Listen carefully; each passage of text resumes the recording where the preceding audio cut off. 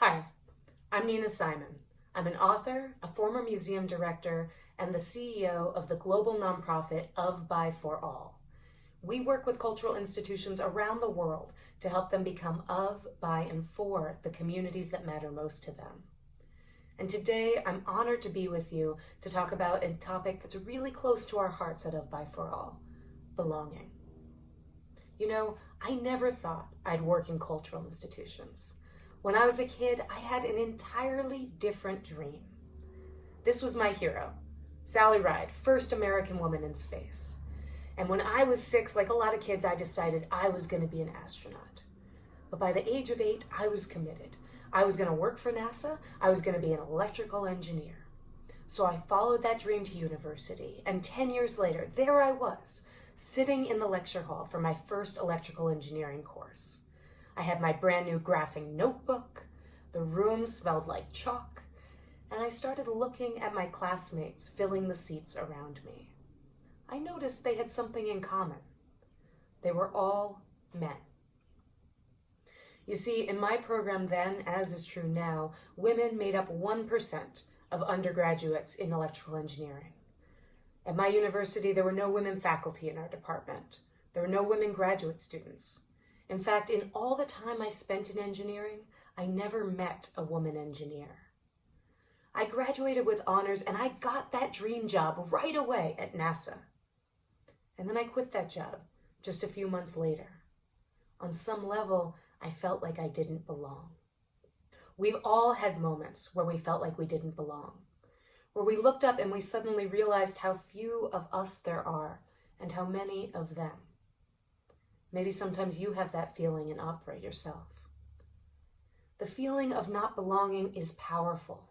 It's a feeling that led me to abandon a dream I'd had since I was a little girl.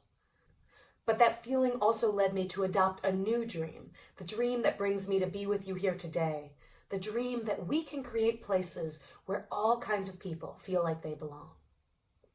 That dream led me in 2011 to become the director of a small regional museum, the Santa Cruz Museum of Art and History, the MA. At the time, I was 29, brand new museum director with 2 huge problems facing me. One was money. We didn't have any. The day I walked in the door as our new director, we had $16,000 in the bank, we had $36,000 in unpaid bills, and there was no magic check coming on the horizon. The trustees were talking about closing the doors of the museum.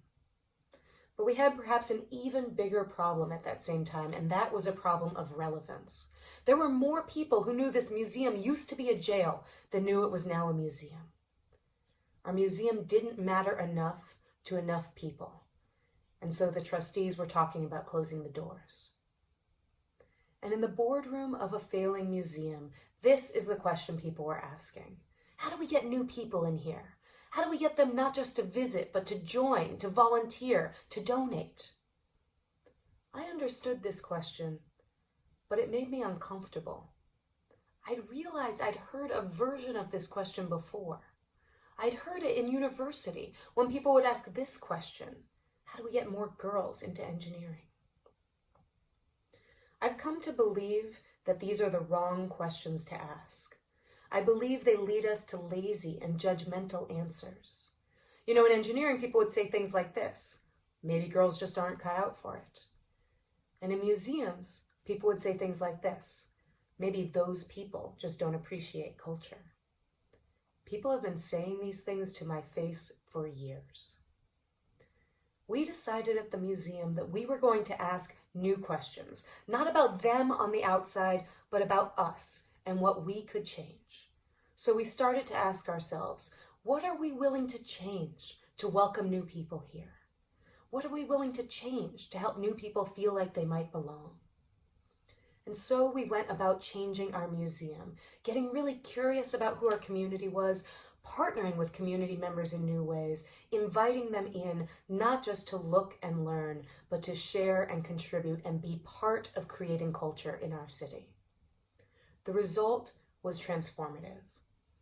We went from that shaky budget of $700,000, from an annual attendance of mostly retirees and school kids, to this, 8 years later. A budget of $3 million, a staff that had grown 5x, and a visitorship that had grown almost 10x to engage people of every age in our county, every racial background, and every income background. We had been able to turn this museum from one that was irrelevant or unknown to many to one where many different kinds of people felt like they belonged.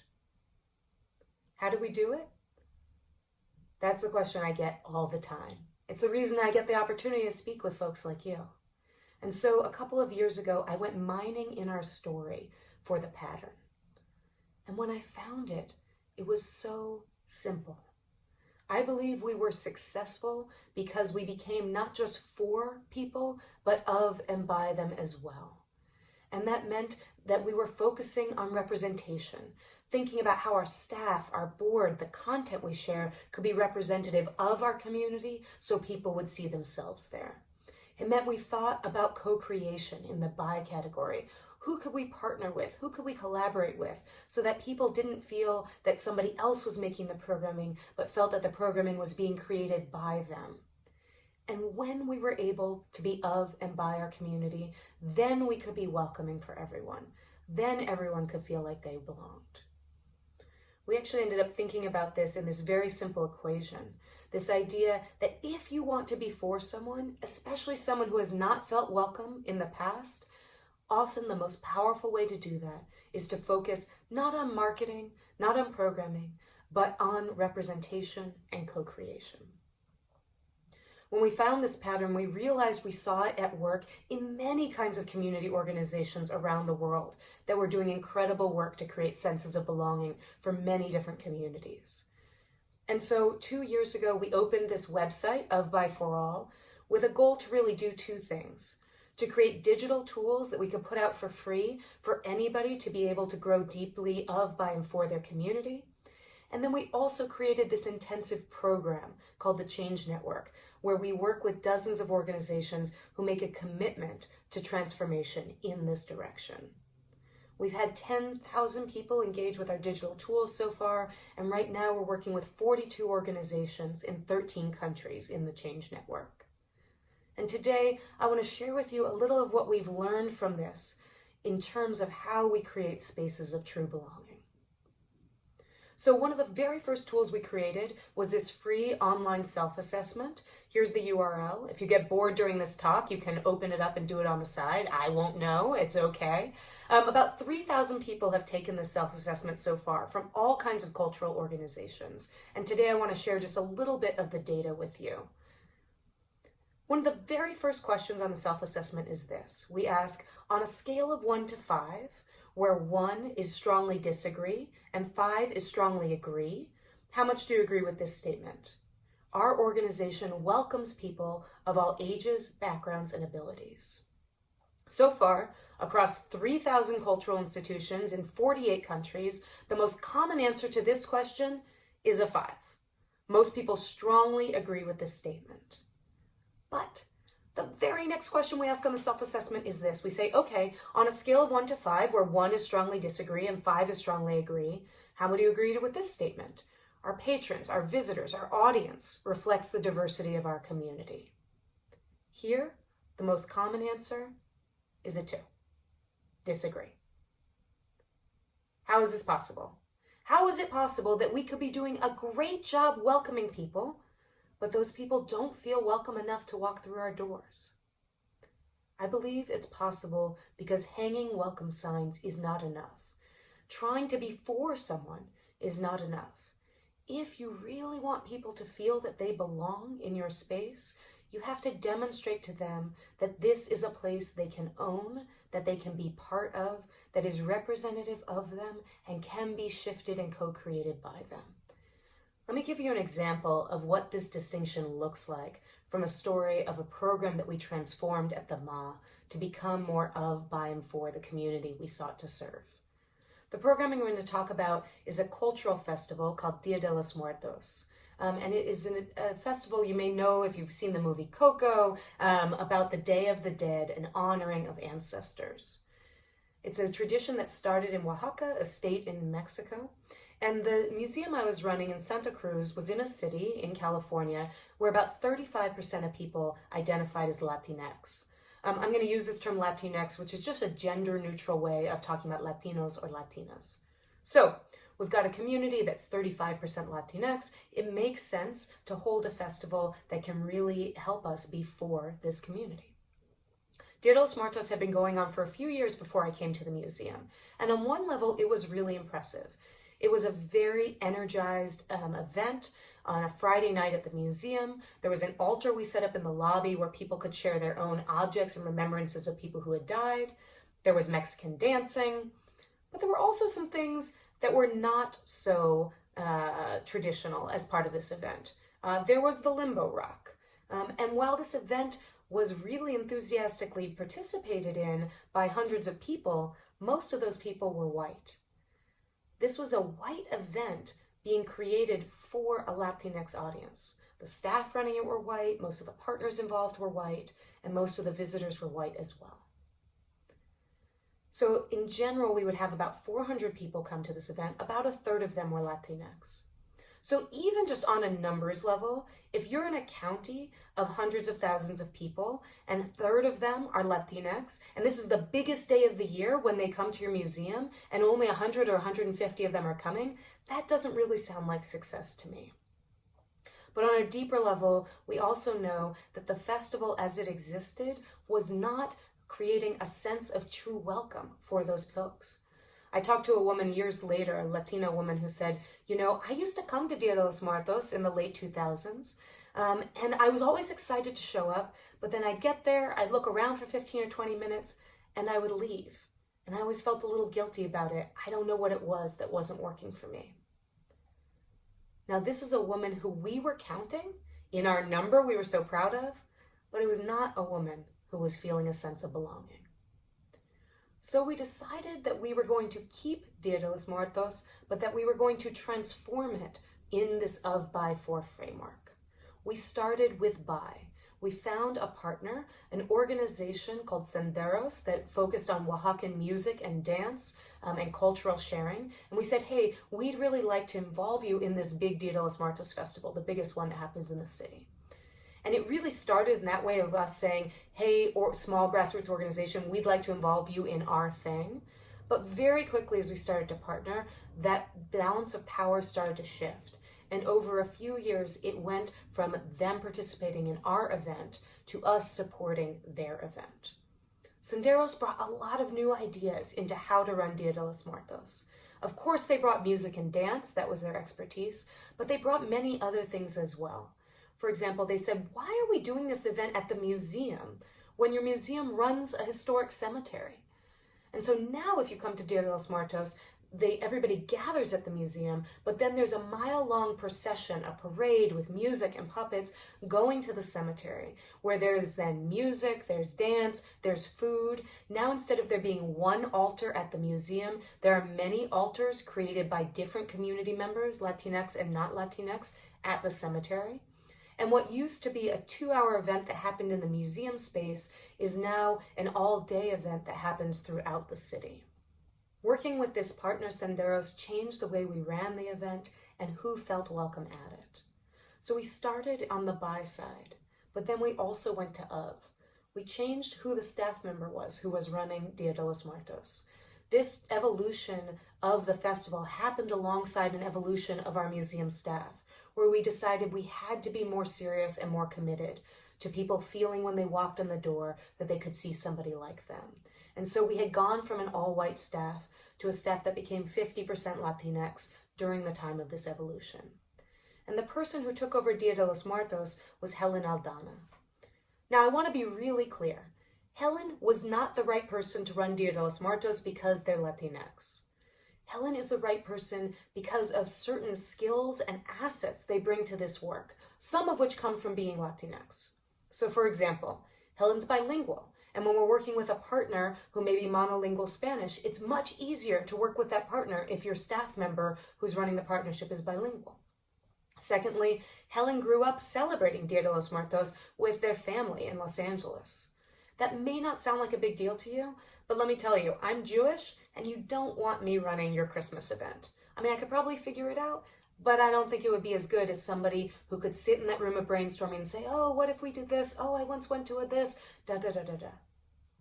Most of all, Helen was the right person for this role because Helen sees the job of programming as a job of space making. Not being the one to present all the ideas and to make the program, but to make the space for our partners, for people from the community to bring forward the energy, the creativity, the vitality that will make the festival successful. After about a 4-year journey, Dia de los Muertos was fundamentally changed. Now, on average, about 2,000 people came to the event, and the majority of them were Latinx. Now, let me note, there were still a lot of white people, in fact, more white people coming to this festival than had in the past. But instead of it being a white event that was kind of token for Latinos, it was now a Latinx-led event that included other members of our community as well. And perhaps the most important thing about the change that happened here was that Dia de los Muertos went from being the one-off, the one night a year for Latinos, to being one signature event in a year of different ways of engagement. So after this transformation, or as it started to happen, we saw that our partners from Senderos were coming to the museum to hang out. When they had friends from Mexico coming for cultural exchange, they wanted to bring them to the museum for a tour because they knew that this was a great place for them to learn about the community, and they knew that we could deliver content in Spanish and make them feel welcome. Belonging involves a sense of ownership, not just that the doors have been open to you for a day, but that you feel comfortable in the space, that you can come there with your family, that you can come there with your friends, that you can come and feel part of it deeply. We belong to the places we love, and those places belong to us. And that's the transformation that was possible when we stopped focusing only on how to make a program for someone and instead thought also about how to be of and by them as well. When people feel a sense of deep belonging, they don't just feel like they're permitted to walk in the doors. The place belongs to them, and they belong to the place. And there's a deep connection that's emotional, that's personal, and that isn't going to go away. We know that so many organizations around the world are grappling with how to create this sense of belonging. And in the Change Network program that we run, we work with dozens of organizations who want to go deep with specific communities to figure out how they can become more representative of them, how they can partner and become more co-created by them, so they can become welcoming places of belonging for them. And so today, I want to offer you 3 very concrete things that we encourage organizations to do if you're inclined to move in this direction towards greater belonging. First, I invite you to assess where you're at. Second, to get really specific about which communities matter to you. And third, to figure out how you can use this as a time for experimentation with those communities. So first, assess. Where are you at right now? When you think about the communities who matter most to you, are you representative of them? Are they walking through the doors? Are you strong in your partnerships in the by category, but weak in your staffing on the of category? We're all starting in different places here, and wherever you're starting, it's helpful to have a baseline so you imagine where you might go. If it's useful to you, as I mentioned, we offer this 5 to 7 minute self-assessment. It's a quick, confidential way for you to get a sense of where you are right now, where your organization shines, and where it might struggle. And again, I encourage you to just go ahead and try it if you're feeling so called to do so. I'll even note that out of the 3,000 people who've taken it so far, only 10 are from operas. So I'd really love to see some of you join in and your data and you be counted in this cohort. Okay, secondly, and more deeply, let's talk about communities. Who do you want to feel a sense of belonging in the future of opera? I think this is the right time to be asking this question because we've all hit a pause button to some extent on who we're engaging and how. So, if you're inclined, I invite you to make a list of who were your existing communities before the crisis and who are some desired communities you'd love to engage. You can picture it this way. Imagine that this circle holds all the people you were engaging before COVID-19, the people who loved what you were doing, who really felt a sense of belonging, the volunteers, the audience members, the season ticket holders, the donors, everybody who really felt close is in this circle. Now I invite you for a moment to imagine, when you're coming back online, when you're reopening, what circle do you think you'll be engaging? I doubt it'll be identical to this. Will it have shifted? Will it have shrunk? Will it have grown in a different direction? Who do you see as critical to the future of your organization? And where are they in this landscape? I've got to tell you that I really doubt the circle will stay the same. Right now, it's one of the things that has me scratching my head the most is how much organizations seem to be fixating on how they can remind their current and existing audiences that they're still relevant, that they're still here, really doubling down on those core donors, those core patrons. While I understand this, I think it's quite odd. And I'm particularly sad when I see organizations shedding community engagement efforts, dropping nation partnerships with new communities, and snapping back to a more conservative sense of who they want to involve. I think this is odd because I think it's bad strategy. I don't think it's obvious that the audiences who are going to come back next are identical to the circle of who we had before. I mean, you know the demographics, right? How many of your traditional audiences may never come into a packed hall again?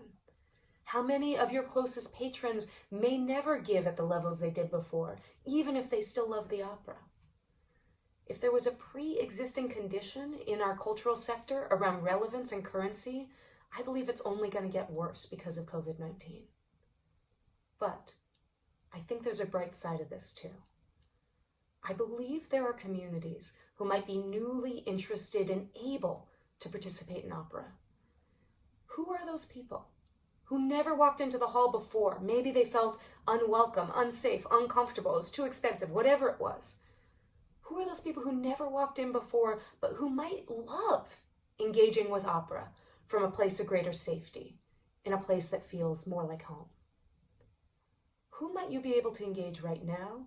And when you reopen, who might you want in those seats? How do you imagine them getting involved?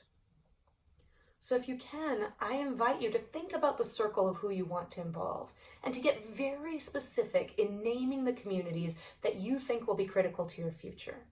I really encourage you not to be abstract and to just say young people or immigrants. Get really specific. Are you interested in teenagers? Great. Okay, is it teenagers who love to sing? Is it teenagers who have a flair for fashion? Is it creative misfits who are looking for a place where they might belong and don't feel that way about pep rallies? The more specific you can get about a community, the more able you'll be to get curious about who they are, what they care about, what belonging looks like to them. In our Change Network program, we challenge every organization to pick one specific community that they see as very critical to their future, and then to really get curious about what matters to them. So if you're the library system in South St. Paul and you're interested in Somali mothers with small kids, to really get curious about what spaces feel welcome for them, who they need to see there, do there need to be prayer rugs, who needs to be volunteering, what kind of a setup is there for kids and families. The more specific you get about a community, the more deep you can get in understanding what welcome looks like to them. And that sets you up for this third step around experimentation. I actually believe that now is an incredible time to experiment. First, it's an incredible time to learn about new communities, because even though you can't go out in public in the same way, so much activity is happening online in public spaces. You can dive into somebody's Instagram feed. You can check out their Zoom event. You can listen to their podcasts and get a sense to what matters most to that community and what welcome feels like for them. And then when it comes to the experiments we might do with our own organizations, there's a huge opportunity right now in this pause button. You know, right now the pre-existing norms for audience engagement are out the window. And that's particularly valuable when it comes to the performing arts. Because often in the performing arts, it feels so hard to experiment in a new way because the experience that one audience member has directly impacts the experience of another.